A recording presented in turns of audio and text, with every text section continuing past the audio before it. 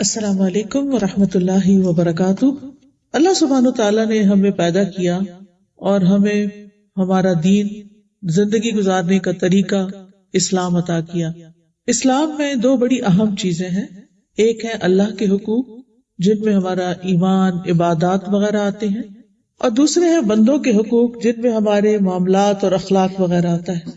الحمدللہ جب ہم اپنے آپ کو مسلمان کہتے ہیں تو ہم اللہ پر ایمان رکھتے ہیں، رسولوں پر ایمان رکھتے ہیں، کتابوں پر ایمان رکھتے ہیں، فرشتوں پر ایمان رکھتے ہیں، آخرت پر ایمان رکھتے ہیں، ان سب چیزوں کو ہم مانتے ہیں۔ پھر اس کے بعد یہ کہ ہم یہ ضرور سمجھتے ہیں کہ ہمارے لیے نماز پڑھنا بھی ضروری ہے، رمضان آتا ہے تو ایک ہلچل مچ جاتی ہے، روزے رکھتے ہیں، زکوٰۃ بھی دیتے ہیں، کیونکہ ہمیں معلوم ہے کہ اگر زکوٰۃ نہ دی تو بہت کبیرہ گناہ ہوگا اور بہت سخت پکڑ ہوگی۔ پھر ہم اپنی استطاعت کے مطابق حج وغیرہ بھی کر لیتے ہیں، لیکن جب بندوں کے ساتھ ڈیلنگ کا معاملہ آتا ہے تو ہم اکثر فیل ہو جاتے ہیں، اور شیطان ہمارے لیے انسانوں کے ساتھ معاملہ کرنے کو بہت مشکل بنا دیتا ہے۔ وہ معاملہ چاہے ہمارے قریبی لوگوں کے ساتھ ہو یا دور کے لوگوں کے ساتھ، ہم ان کے ساتھ ڈیل کرتے ہوئے بہت جلد پیشنس لوز کر جاتے ہیں، اور اعلیٰ ترین اخلاق جو کہ پسندیدہ ہے، جس کی تکمیل کے لیے، جس کو پورا کرنے کے لیے رسول اللہ صلی اللہ علیہ وسلم کو بھیجا گیا، آپ نے فرمایا کہ انما بعثت لاتمم مکارم الاخلاق، مجھے اس لیے بھیجا گیا ہے کہ میں مکارم الاخلاق یعنی اخلاق کی اعلیٰ اقدار کی تکمیل کروں۔ اور پھر آپ خود بھی بہترین اخلاق کے مرتبے پر فائز تھے، جس کی گواہی قرآن مجید نے دی، انک لعلی خلق عظیم، کہ آپ اخلاق کی بلندیوں پر فائز ہیں۔ یہ اللہ تعالیٰ کی گواہی ہے نبی صلی اللہ علیہ وسلم کے اخلاق کے بارے میں۔ اب سوال یہ پیدا ہوتا ہے کہ ہم آپ کی امت ہیں تو پھر ہمارے اندر وہ اخلاق کیوں نہیں جو اخلاق پیدا کرنے کے لیے نبی صلی اللہ علیہ وسلم دنیا میں تشریف لائے تھے؟ تو اس لیے وقتاً فوقتاً بہت ضروری ہے کہ ہم اپنی عادات کا، اپنے اخلاق کا جائزہ لیتے رہیں کہ کیا اپ ٹو دا مارک ہے، اپ ٹو دا اسٹینڈرڈ ہے یا نہیں، کہاں کمی ہے، کہاں مزید ضرورت ہے کہ ہم اپنی عادتوں کو امپروو کریں، کیونکہ اخلاق کا لفظ جو ہے وہ خلق سے ہے۔ ایک انسان کی فزیکل باڈی ہے اور ایک انسان کے اعمال ہیں، اور انسان کی گفتگو ہے، انسان کے دیکھنے کا انداز ہے، انسان کے چلنے کا انداز ہے، اس کی عادات ہیں۔ تو ہمیں اپنی عادات کا ضرور جائزہ لینا ہے کہ ہم کہاں کھڑے ہیں۔ تو سب سے پہلی بات یہ کہ اللہ سبحانہ وتعالیٰ کو یہ بات بہت پسند ہے، وہ لوگ اللہ کے محبوب بندے ہوتے ہیں کہ جن کے اخلاق اچھے ہوتے ہیں۔ اچھے اخلاق والے بندوں کے بھی محبوب ہو جاتے ہیں، فرشتوں کے بھی محبوب ہو جاتے ہیں، اور اللہ کے بھی محبوب بن جاتے ہیں۔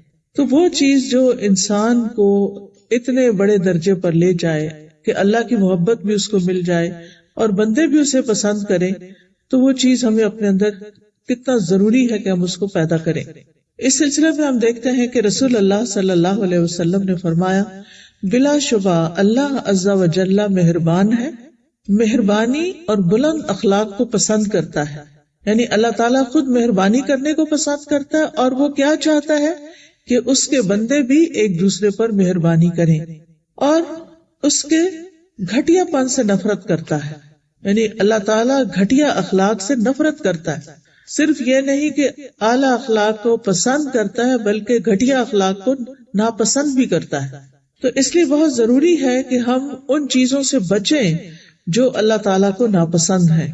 اب دیکھیں، بندوں سے جب ہم محبت کرتے ہیں تو ہمارا دل چاہتا ہے کہ وہ بھی ہم سے محبت کریں، اور اس کے لیے پھر ہم ایسے کام کرتے ہیں جو ان کی نظروں میں اچھے ہوں۔ پھر اسی طرح ایک اور روایت میں آتا ہے، اسامہ بن شریک کہتے ہیں، ہم نبی صلی اللہ علیہ وسلم کے پاس بیٹھے ہوئے تھے، گویا ہمارے سروں پر پرندے بیٹھے ہوں، یعنی اتنا پن ڈراپ سائلنس تھا، ہم میں سے کوئی بھی باتیں نہیں کر رہا تھا۔ یعنی آپ کی مجلس میں بہت ادب کے ساتھ، خاموشی کے ساتھ بیٹھے ہوئے تھے۔ اچانک آپ کے پاس کچھ لوگ آئے اور انہوں نے پوچھا کہ اللہ کے بندوں میں سے اللہ کے نزدیک کون سب سے زیادہ محبوب ہے، یعنی اللہ تعالیٰ کس کو سب سے زیادہ پسند کرتے ہیں؟ آپ نے فرمایا جو سب سے اچھے اخلاق والے، وہ اللہ تعالیٰ کے پسندیدہ ہیں۔ اسی طرح قیامت کے دن نبی صلی اللہ علیہ وسلم کے قریب کون لوگ ہوں گے، یعنی اللہ تعالیٰ کی پسند کے بعد نبی صلی اللہ علیہ وسلم کن کو پسند کرتے ہیں اور کن کو اپنے قریب رکھنا پسند کریں گے قیامت کے دن، اس کے بارے میں بھی حدیث میں آتا ہے۔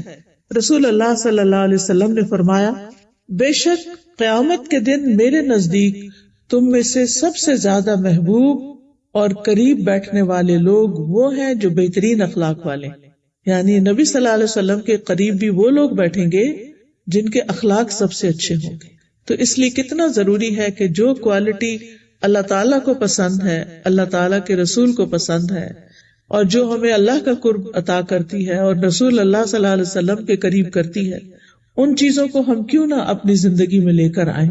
ایک اور روایت میں آتا ہے، عبداللہ ابن عمر سے روایت ہے کہ رسول اللہ صلی اللہ علیہ وسلم سے پوچھا گیا، یا رسول اللہ صلی اللہ علیہ وسلم، کون سے لوگ افضل ہیں، بہترین لوگ کون ہیں؟ آپ نے فرمایا، ہر مخموم القلب اور سچی زبان والا۔ صحابہ نے کہا، ہم سچی زبان والے کو تو پہچانتے ہیں، مخموم القلب سے کیا مراد ہے؟ آپ نے فرمایا، ایسا دل جو ڈرنے والا اور صاف ہو، اس میں گناہ، بغاوت، خیانت اور حسد نہ ہو۔ اللہ تعالیٰ ایسے بندوں کو پسند کرتے ہیں جو زبان کے بھی سچے ہوں اور جن کا دل صاف ہو۔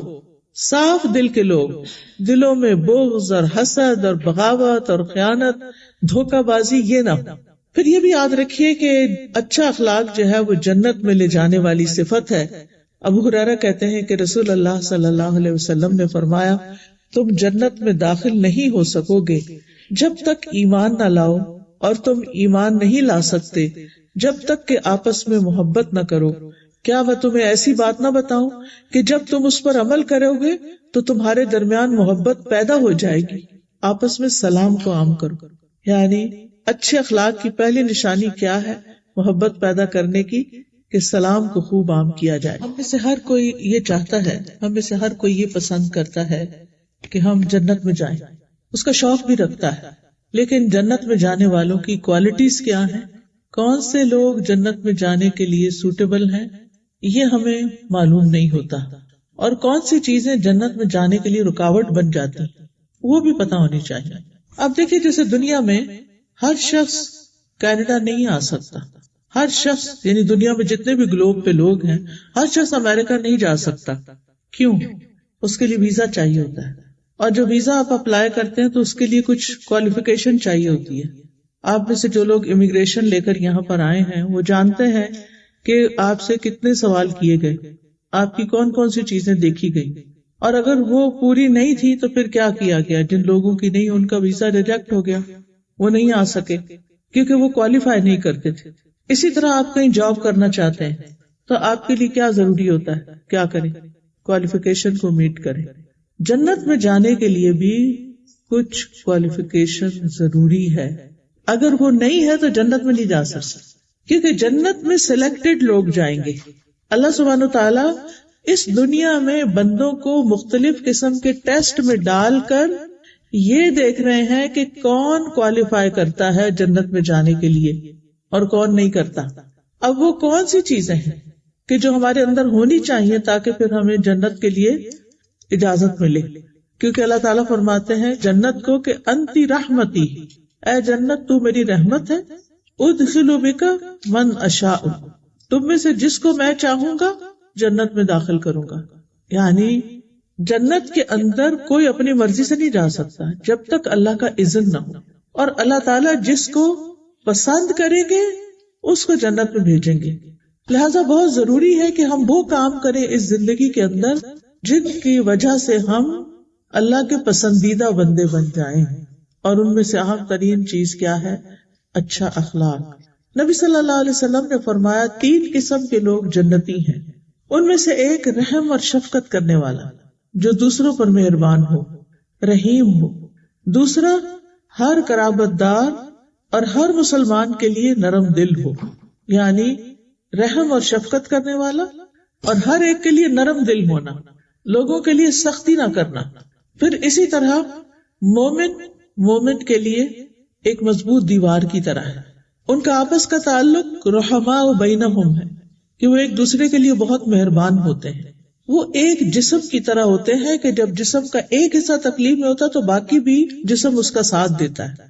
یعنی مسلمانوں کی آپس کی بانڈنگ ایسے ہی ہے جیسے ہمارے پورے جسم کی بانڈنگ آپس میں، ان میں سے کوئی چیز الگ تو نہیں ہے نا، سارا جسم ایک دوسرے کے ساتھ کنیکٹڈ ہے، جڑا ہوا ہے.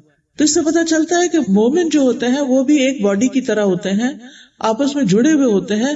اگر کسی ایک کو تکلیف پہنچتی ہے تو دوسرے بھی تکلیف محسوس کرتے ہیں. تو اس لیے بہت ضروری ہے کہ ہم اچھے اخلاق کو اپنی زندگی میں لائیں. ابو ہریرہ سے روایت ہے کہ رسول اللہ صلی اللہ علیہ وسلم نے فرمایا، تم لوگ ایک دوسرے سے حسد نہ کرو، جیلس نہ ہو. جیلس ہونے کا کیا مطلب ہے کہ جب کسی کو کوئی نعمت ملے، کوئی چیز ملے تو انسان کیا کہے؟ انسان خوش ہونے کی بجائے تکلیف محسوس کرے.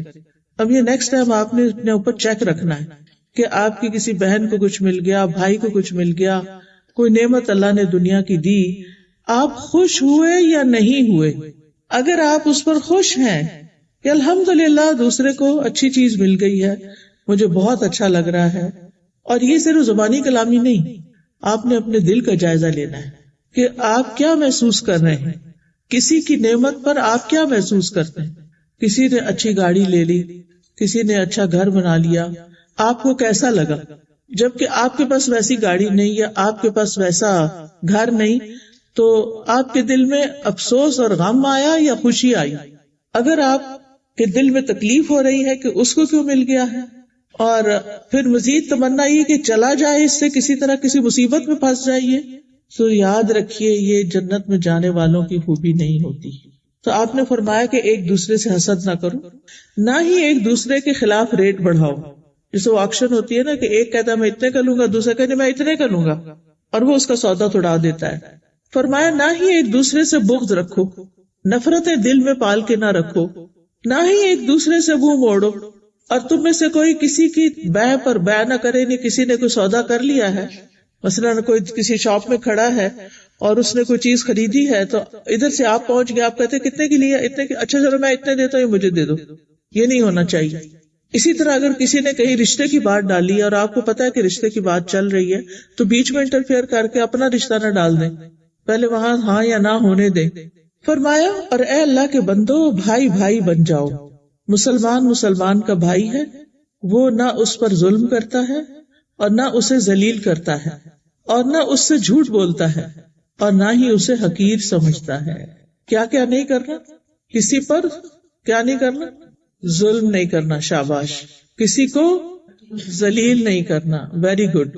کسی سے جھوٹ نہیں بولنا، کسی کو حقیر نہیں سمجھنا. یہ باتیں یاد رہنی چاہیے، ٹھیک ہے؟ اسی لیے میں دوبارہ دہرا رہی ہوں کہ آپ کو یاد ہو جائے.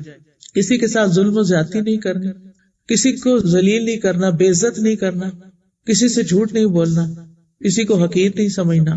آپ صلی اللہ علیہ وسلم نے اپنے سینے پر اشارہ کرتے ہوئے فرمایا 3 مرتبہ، تقوی یہاں ہے، تقوی یہاں ہے، تقوی یہاں ہے. کسی آدمی کے برا ہونے کے لیے یہی کافی ہے کہ وہ اپنے مسلمان بھائی کو حقیر سمجھے. کسی انسان کے برا ہونے کے لیے یہی کافی ہے کہ وہ دل میں کسی اور کو اپنے سے چھوٹا سمجھے، کسی سے بے وقوف ہے، اس کو تو کچھ عقل نہیں، اور یعنی برے برے خیالات اس کے بارے میں رکھے. پھر فرمایا ایک مسلمان دوسرے مسلمان پر پورا پورا حرام ہے، اس کا خون، اس کا مال اور اس کی عزت و آبرو. یہ 3 چیزیں حرام ہیں، مال، خون اور عزت و آبرو. تو بعض اوقات لوگ کسی کو قتل تو نہیں کرتے، خون حرام ہے، چوری بھی نہیں اس کی کرتے، لیکن اس کی بے عزتی بہت کر دیتے ہیں، اور یہ بہت عام ہوتا ہے. اور ہم سمجھتے ہیں کہ شاید یہ گھر سے باہر کرنے کا کوئی کام ہے. گھر کے اندر اپنے بچوں کی بے عزتی کرتے رہنا، شوہر کی بے عزتی کر دینا، کوئی مہمان آیا اس کی بے عزتی کر دینا، چھوٹی چھوٹی باتوں پر بہت سی باتیں سنانا، یہ کسی مسلمان کے شایان شان نہیں، کسی دین پڑھنے پڑھانے والے کے شایان شان نہیں. آپ کسی سے بھی اختلاف کر سکتے ہیں لیکن ڈس ریسپیکٹفل نہیں ہونا. یعنی یہ نہیں ہو سکتا کہ ہر بات آپ کی دوسرے کے موافق اور دوسرے کی آپ کے موافق ہو. بہت دفعہ ایسے ہوتا ہے اور ہم آزمائے بھی جاتے ہیں. آپ ایک جگہ جانا چاہتے ہیں، گھر والے کہیں اور جانا چاہتے ہیں، آپ کچھ کھانا چاہتے ہیں، بچے کچھ اور کھانا چاہتے ہیں، آپ کوئی چیز گھر میں کہیں کوئی ڈیکوریشن پیس ہی رکھنا ہو، آپ کہیں رکھنا چاہتے ہیں، ہسبینڈ کہیں اور رکھنا چاہتے ہیں، آپ کھڑکی کھولنا چاہتے ہیں وہ بند کرنا چاہتے ہیں، آپ اے سی چلانا چاہتے ہیں وہ بند کرنا چاہتے ہیں. یہ روزمرہ کے ایشوز ہیں. اب ان کو بیٹھ کے ریزالو کر لینا چاہیے، لیکن یہ نہیں کہ چیخنا چلانا شروع کر دیں، بدتمیزی شروع کر دیں. یہ نہیں ہو سکتا. مومن یہ نہیں کرتا. ریسپیکٹ فلی دوسرے کو اپنا نقطہ نظر کنوے کرتا ہے، کوئی سولوشن نکالتا ہے اس کا، لیکن یہ نہیں کرتا کہ بول چال بند کر دے، بد اخلاقی برتے. ایسے کام نہیں. ٹھیک ہے. پھر صرف یہ نہیں کہ ہمیں ایک دوسرے سے حسد نہیں کرنا، بلکہ محبت کرنی ہے. نبی صلی اللہ علیہ وسلم نے فرمایا مومن محبت کرتا ہے اور اس سے محبت کی جاتی ہے. یہ ایمان کی علامت ہوتی ہے کہ آپ لوگوں سے محبت کریں اور لوگ بھی آپ سے محبت کریں، اور اس بندے میں کوئی خیر نہیں، کوئی خوبی نہیں جو نہ محبت کرتا ہے اور نہ اس سے محبت کی جاتی ہے. اور لوگوں میں سے سب سے زیادہ بہترین انسان وہ ہے جو ان کے لیے سب سے زیادہ فائدہ مند ہے، نفع بخش ہے، ان کو فائدہ پہنچاتا ہے. وہ سب سے اچھا انسان ہے. اچھا انسان وہ نہیں جس نے قیمتی جیولری پہن رکھی ہو، اچھا انسان وہ نہیں جس کے شوز بڑے مہنگے ہوں، اچھا انسان وہ نہیں جس کا عبایا بڑا مہنگا ہو، اچھا انسان وہ نہیں جس کا بیگ بڑا قیمتی ہو، اچھا انسان وہ نہیں جس نے خوب میک اپ کیا ہوا ہو.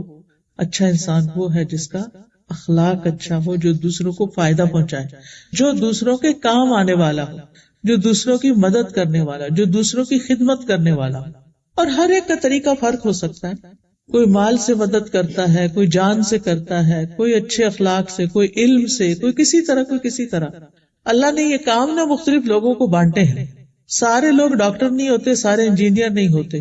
یہ جو مزاجوں کا فرق رکھا ہے، یہ پسند ناپسند کا یا قابلیت کا فرق، یہ اللہ کی طرف سے ہے. یہ اختلاف رکھا ہے اللہ نے تاکہ دنیا کے کام چلتے رہیں. اگر سارے لوگوں کی پسند ایک ہی ہو جاتی تو مارکیٹ سے سارے ایپل ختم ہو جاتے ہیں، کیونکہ سارے لوگ پھر صرف ایپل ہی کھانے لگتے. تو اب آپ دیکھیے گھر میں بھی فروٹ آتا نا، کوئی بچہ کیلا پسند کرتا ہے، کوئی انگور پسند کرتا ہے.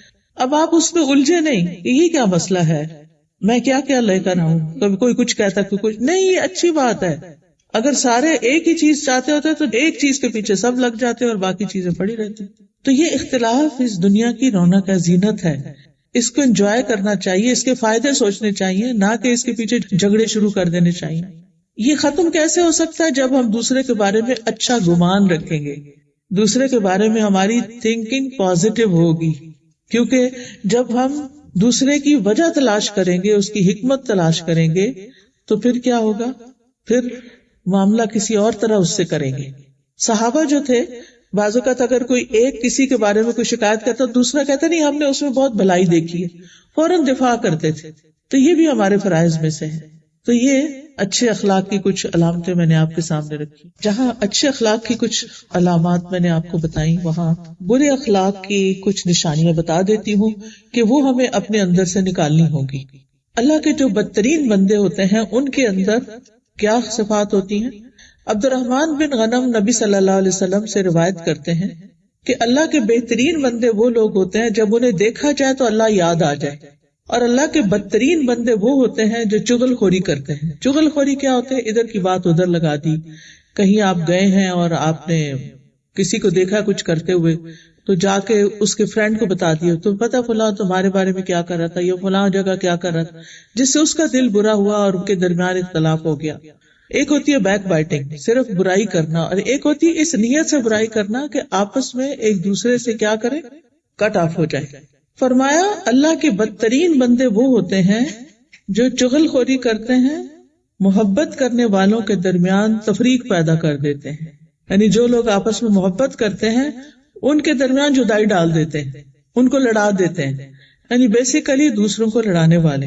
چاہے تو یہ کوئی لڑکی اپنے ہسبینڈ اور اس کی مدر کے بیچ میں لڑائی ڈالے، یا کوئی مدر اپنے بیٹے اور بہو کے بیچ میں لڑائی ڈالے، یا کوئی بھی انسان دو لوگوں کے بیچ میں پھوٹ ڈلوائے، لڑائی کروائے اور ایک دوسرے سے نفرت کروائے، تو یہ سب اس میں شامل ہو جاتے ہیں. یہ لوگ بدترین لوگ ہیں.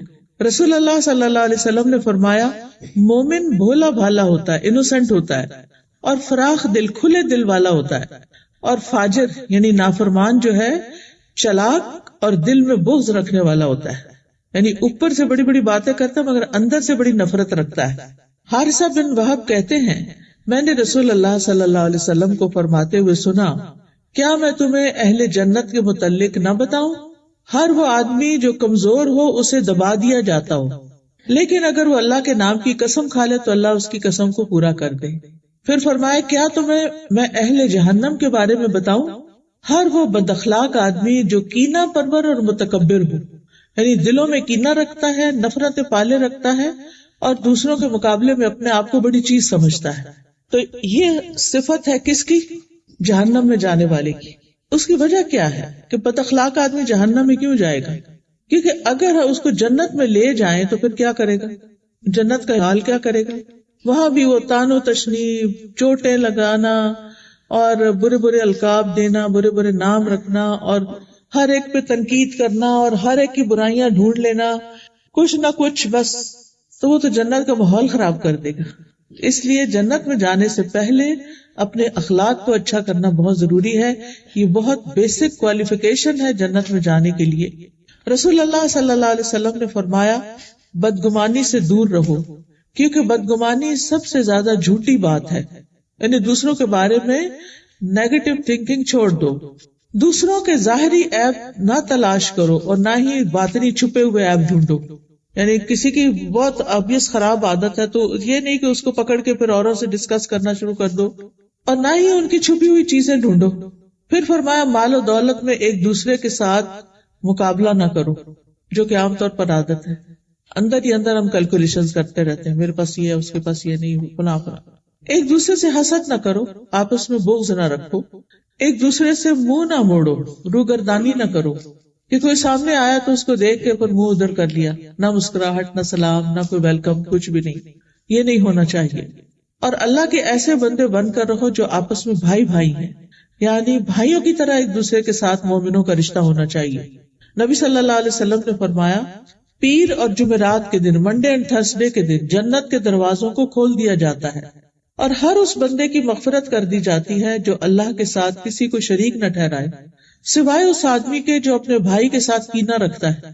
اور کہا جاتا ہے کہ ان دونوں کی طرف دیکھتے رہو یہاں تک کہ یہ صلح کر لیں، اور ان دونوں کی طرف دیکھتے رہو یہاں تک کہ یہ صلح کر لیں، اور ان دونوں کی طرف دیکھتے رہو یہاں تک کہ صلح کر لیں. یعنی بار بار چیک کرو کہ آپس میں ٹھیک ہوئے ہیں یا نہیں. ٹھیک ہے، بعض اوقات ایک دوسرے کے کسی حرکت پہ شدید غصہ آ جاتا ہے اور وقتی طور پر ہم اس سے بولنا بند کر دیتے ہیں، لیکن یہ فار لائف ٹائم نہیں ہونا چاہیے. اس کو جلد از جلد ریزالو ہو جانا چاہیے، دوسرے کو معاف کر دینا چاہیے.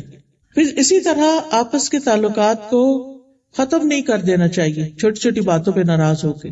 نبی صلی اللہ علیہ وسلم نے فرمایا تم ایک دوسرے سے قطع تعلق نہ کرو اور نہ ہی ایک دوسرے سے منہ موڑو، نہ کسی کے عیب تلاش کرو، نہ کوئی کسی کے سودے پہ سودا کرے، اور اللہ کے بندو بھائی بھائی بن جاؤ. دوسروں کے عیب ڈھونڈنا، دوسروں کی غلطیاں تلاش کرنا اور ان کے پیچھے پڑ جانا، آپ نے فرمایا اے ان لوگوں کی جماعت جو صرف زبان سے ایمان لائے ہو، یعنی زبانی مسلمان کہتے ہو اپنے آپ کو، حالانکہ ان کے دلوں میں ایمان داخل نہیں ہوا. مسلمانوں کی غیبت نہ کرو اور ان کے عیبوں کے پیچھے نہ پڑو، اس لیے کہ جو ان کے عیبوں کے پیچھے پڑے گا اللہ اس کے عیب کے پیچھے پڑے گا، اور اللہ جس کے عیب کے پیچھے پڑے گا اسے اسی کے گھر میں ذلیل و رسوا کر دے گا، پھر اس کی ذلت ہو کر رہے گی. کتنی بڑی بات ہے کہ آپ دوسروں کا نام بدنام کریں گے تو آپ کی اپنی بدنامی شروع ہو جائے گی. پھر اسی طرح نبی صلی اللہ علیہ وسلم نے حضرت معاذ بن جبل اور ابو موسیٰ اشعری کو یمن بھیجا تو آپ نے فرمایا لوگوں کے لیے آسانی پیدا کرنا، انہیں سختیوں میں مبتلا نہ کرنا، ان کو خوش رکھنا، نفرت نہ دلانا، تم دونوں آپس میں اتفاق رکھنا، اختلاف پیدا نہ کرنا. یہ دونوں صحابی تھے، ایک علاقے میں بھیجے گئے وہاں کی گورننس کے لیے، لیکن ان کو نبی صلی اللہ علیہ وسلم نے جو تعلیم دی، جو تلقین کی، وہ کیا تھی کہ لوگوں کے لیے آسانی پیدا کرنا، ان کو مشقت میں نہیں ڈالا، تکلیف میں نہیں ڈالنا. بعض لیڈرز ایسے ہوتے ہیں کہ جو سمجھتے ہیں کہ ہم بہت ڈسپلنڈ ہیں، لیکن ڈسپلن کے نام پر لوگوں کی زندگی حرام کر دیتے ہیں، تو اس سے بھی بچنے کی ضرورت ہے. اور پھر یہ کہ لوگ جو اکٹھے مل کر کام کر رہے ہوں وہ آپس میں اختلاف نہ کریں، یعنی ایک دوسرے سے اگر رائے مختلف ہو بھی گئی ہے لیکن ایک دوسرے کے پیچھے نہ پڑ جائیں، آپس میں اتفاق اور پیار محبت سے آگے بڑھیں. پھر اسی طرح دوسرے کے ساتھ دشمنی نہ رکھیں، دوسرے کی عزت پامال نہ کریں، پھر اسی طرح کسی کی برائی کو یاد نہ رکھیں، کسی کی برائی یاد نہ رکھیں، اس کے برعکس کیا یاد رکھیں؟ اچھی باتیں اس کی، تو ایمان کی علامت ہے۔ احنف بن قیس کہتے ہیں میں نے کبھی اس شخص کو کسی کی برائی سے یاد نہیں کیا جو میرے پاس سے اٹھ کے گیا ہوں۔ سبحان اللہ۔ یعنی ہمارے یہاں تو یہ ہوتا ہے نا کہ اگر کوئی مہمان آیا ہے اور جب وہ گھر سے نکلا ہے تو شروع ہو جاتے ہیں کہ دیکھو اس نے فلاں چیز خراب کر دی، اس کو بیٹھنا نہیں آیا، اس کو کھانا نہیں آیا، اس کو فلاں کر دیا، فلاں کر دیا، میں بہت تھک گیا۔ یہ ساری باتیں نہیں کرنی چاہیے، بلکہ اس وقت اللہ کا شکر ادا کرنا چاہیے کہ آپ اس قابل ہوئے کہ آپ نے ان کو بلایا اور آپ نے ان کی خدمت کی۔ یہ بھی اللہ کی توفیق سے ہی ہوتا ہے۔ پھر اپنے دل کو مسلمانوں کے لیے صاف رکھنا چاہیے۔ زید بن اسلم کہتے ہیں کہ وہ ابو دجانہ کے پاس گئے جبکہ وہ بیمار تھے اور ان کا چہرہ خوشی سے چمک رہا تھا۔ ان سے کہا گیا کیا بات ہے کہ جس کی وجہ سے آپ کا چہرہ چمکتا ہے؟ تو انہوں نے کہا کوئی عمل ایسا نہیں جو میرے نزدیک ان دو چیزوں سے بڑھ کر قابل بھروسہ ہو۔ ایک یہ کہ میں ایسی چیز کے بارے میں گفتگو نہیں کرتا جس سے میرا تعلق نہ ہو، چاہے کوئی انسان ہو چاہے کوئی چیز ہو، یعنی ان چیزوں کے بارے میں بات نہیں کرتا جن سے میرا کوئی تعلق نہیں۔ دوسرا یہ کہ میرا دل مسلمانوں کے لیے پاک صاف سلامتی والا ہے، یعنی میں ان کے بارے میں برا نہیں سوچتا۔ یہ چیزیں ان کے چہرے پر بھی آ گئی اور ان کے چہرے کی چمک کا ذریعہ بن گئی۔ ابو حاتم کہتے ہیں کینہ شر کی بنیاد ہے، جو اپنے دل میں شر کو چھپائے ہوتا ہے اور وہ اس کے لیے ایسی ایسی نباتات اگاتا ہے، بوٹیاں اگاتا ہے جن کا ذائقہ انتہائی تلخ اور کڑوا ہوتا ہے۔ یعنی جو شخص اپنے دل میں شر اور عداوت اور بغض اور کینہ چھپا کر رکھتا ہے، اس سے ایسے پودے پھوٹتے ہیں کہ جن کا ذائقہ بڑا کڑوا ہوتا ہے، کیونکہ انسان پھر جگہ جگہ اپنا ریئیکشن، اپنا ایٹیٹیوڈ شو کرنا شروع کر دیتا ہے۔ قیامت کے دن مال اور بیٹے کام نہیں آئیں گے۔ کسی کو آیت پتہ یہ کہاں ہے؟ یوم لا ینفع مال ولا بنون، نہ مال کام آئے گا نہ بیٹے کام آئیں گے۔ اس دنیا میں ہمیں زیادہ ہرس کس چیز کی ہوتی ہے؟ مال زیادہ ہو، بیٹے ہوں۔ اگر کسی کی صرف بیٹیاں ہوں تو وہ راضی نہیں ہوتا جب تک بیٹا نہ ہو جائے، ٹھیک ہے نا؟ تو یوم لا ینفع مال ولا بنون الا من اتى اللہ بقلب سلیم، مگر جو اللہ کے پاس قلب سلیم لے کر آیا، سلامت دل لے کر آیا، وہ کامیاب ہوگا، اس کو فائدہ ہوگا۔ اب ہم ورک کرتے رہتے ہیں مال زیادہ کمانے پر، اولاد کی تربیت پر، لیکن ہم بھول جاتے ہیں اپنے آپ کو کہ ہمارے دل کا حال کیا ہے اور اس کی اصلاح کیسے ہو اور دل کو اچھا کیسے رکھا جائے۔ اب دیکھیں کہ جب دل اچھا ہوگا تو صرف دنیا میں فائدہ نہیں، آخرت میں بھی ہوگا، اور صرف آخرت کا فائدہ نہیں، دنیا میں بھی ہمارا دل پرسکون رہے گا۔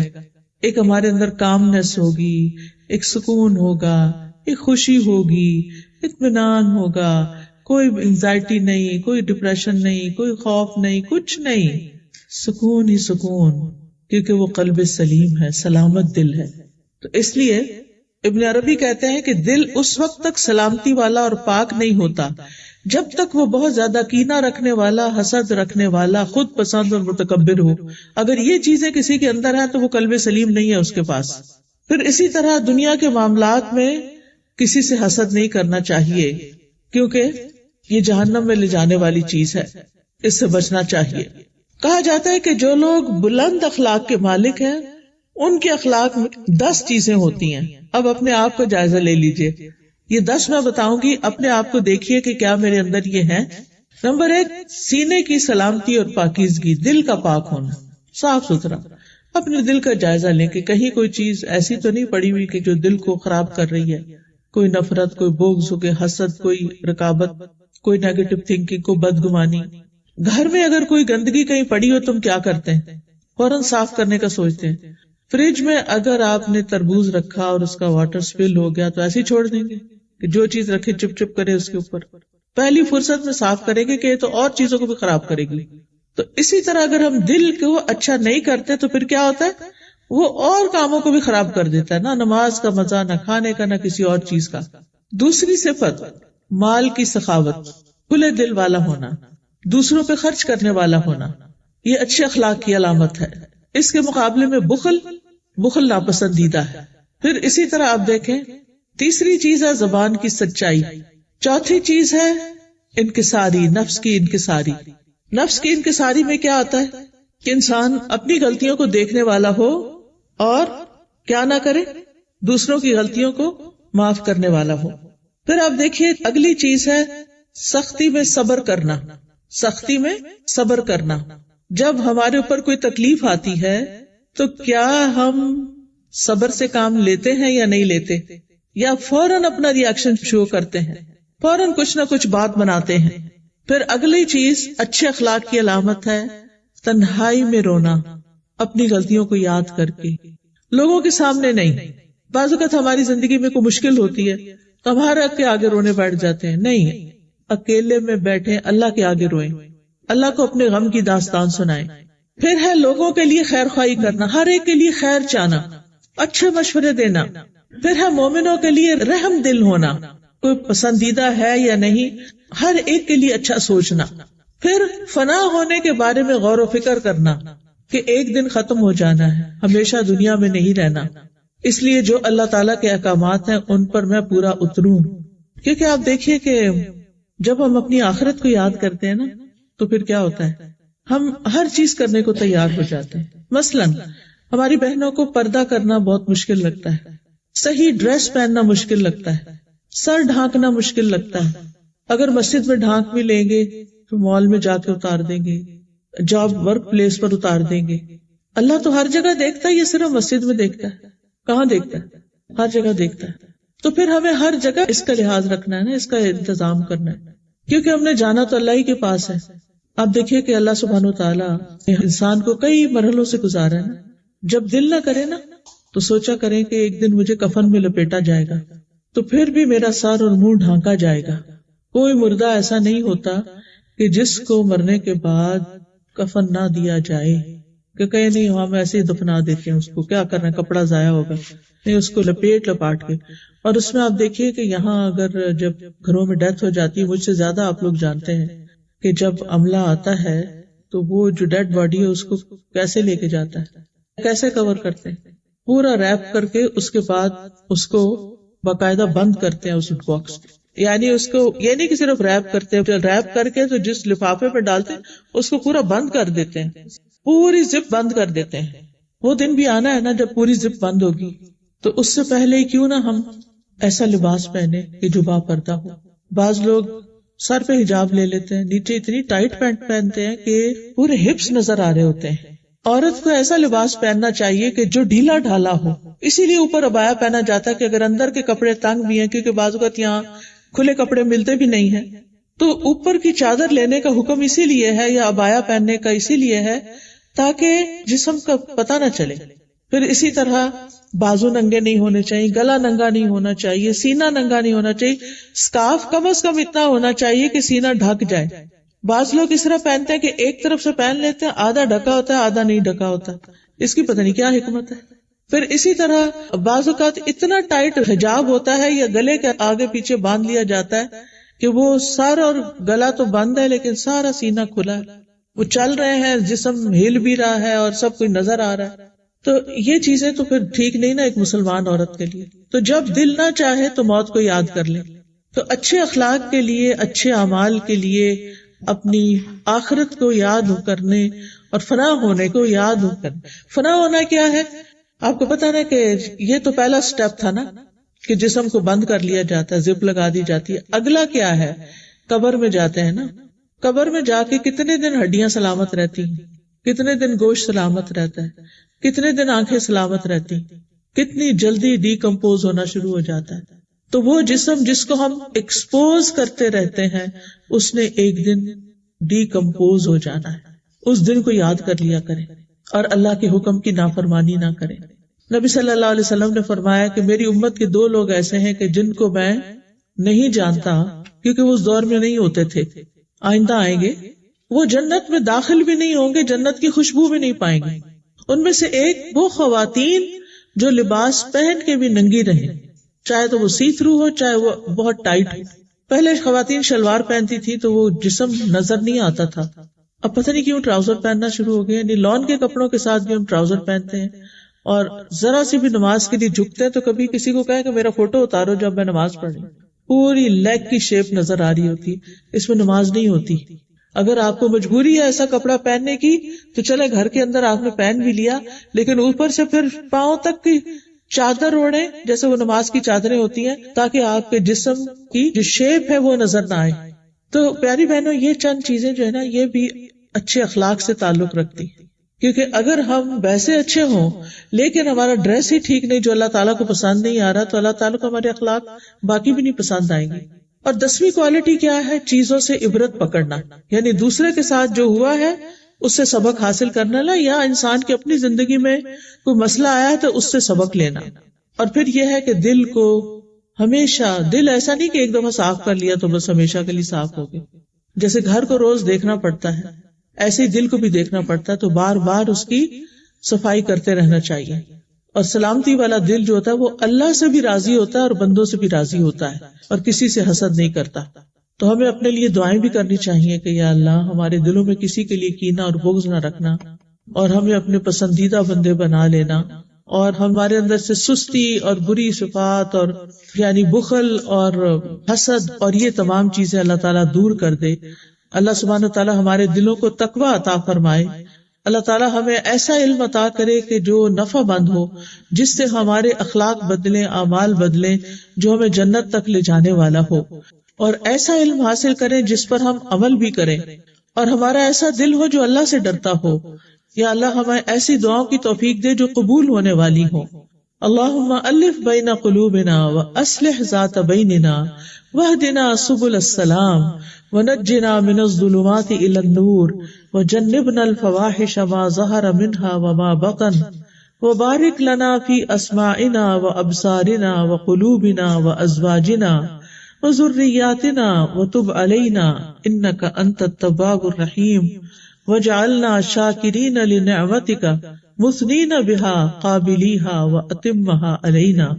اے اللہ ہمارے دلوں میں الفت پیدا کر دے، ہمارے آپس کے معاملات کی اصلاح کر دے، ہمیں سلامتی کے راستوں کی طرف رہنمائی دے دے، ہمیں اندھیروں سے نجات دے دے، ہمیں نور کے رستے پر لے آ، ہمیں تمام ظاہری اور چھپی بدکاریوں سے محفوظ رکھ، ہمارے کانوں، آنکھوں، دلوں، ازواج اور بچوں میں برکتیں عطا فرما، ہماری توبہ قبول فرما. بے شک تو بہت زیادہ توبہ قبول کرنے والا ہے، اور ہم پر اپنی رحمت فرما، تو بہت رحم فرمانے والا ہے. ہمیں اپنی نعمتوں کا شکر ادا کرنے والا بنا، اور نعمتوں کو اپریشیٹ کرنے والا بنا، اور ان نعمتوں کو ہم پر کامل کر دے. یا اللہ تمام بیماروں کو صحت عطا فرما، تمام دکھی لوگوں کی دکھ دور فرما. جتنی بہنیں اس مجلس میں آئی ہیں ان کا آنا قبول فرما، انہیں اپنا پسندیدہ بنا لے. یا اللہ اس بلڈنگ میں اپنی خیر و برکت ڈال دے. جنہوں نے اس کا انتظام کیا ہے اللہ ان سب کو بہترین جزائے خیر عطا فرما. ربنا تقبل منا انک انت السمیع العلیم وتب علینا انک انت التواب الرحیم. وصلی اللہ تعالی علی خیر خلقہ محمد وعلی آلہ واصحابہ واہل بیتہ اجمعین برحمتک یا ارحم الراحمین.